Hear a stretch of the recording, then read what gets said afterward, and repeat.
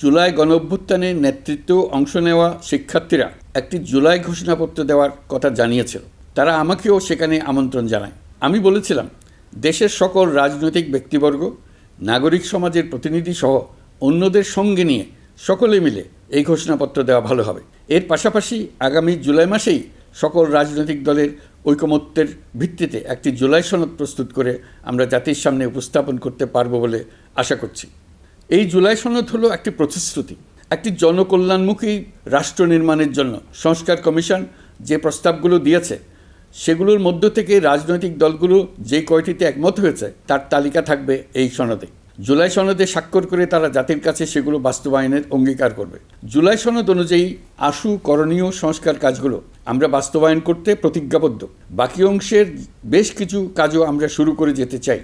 আশা করি অবশিষ্ট অংশ পরবর্তীতে নির্বাচিত সরকারের মাধ্যমে বাস্তবায়ন অব্যাহত থাকবে। প্রাতিষ্ঠানিক সংস্কারের দৃঢ় প্রতিশ্রুতি বাস্তবায়নে আমাদেরকে দৃঢ়ভাবে এবং ঐক্যবদ্ধভাবে এগিয়ে যেতে হবে। এর কোনো বিকল্প নেই। এর বাস্তবায়নের মাধ্যমে পুরো বিশ্বের কাছে দেশের নতুন ঐক্যবদ্ধ ভাবমূর্তি তুলে ধরা যাবে। বিশ্বব্যাপী সবার কাছে জাতি হিসেবে বাংলাদেশের শক্তি সম্পর্কে স্পষ্ট ধারণা তৈরি হবে। ঐকমত্য কমিশন গঠন করা আমাদের একটি দুঃসাহসিক উদ্যোগ ছিল। অন্য কোনো দেশে এমন কোনো নজির নেই। এর মাধ্যমে আমরা জাতি হিসেবে রাজনৈতিক গভীরতার সন্ধান পেয়েছি। রাজনৈতিক ঐক্যে পৌঁছার জন্য ঐকমত্য কমিশনের সঙ্গে সকল দলের দলগত প্রস্তুতি, ঘন্টার পর ঘন্টা কমিশনের সঙ্গে ঐকান্তিক আলোচনা, জাতীয় লাইভ টেলিভিশনের সামনে সকল দলের ঐকমত্যে পৌঁছার একান্ত প্রয়াস আমাদের রাজনৈতিক ইতিহাসে স্মরণীয় হয়ে থাকবে।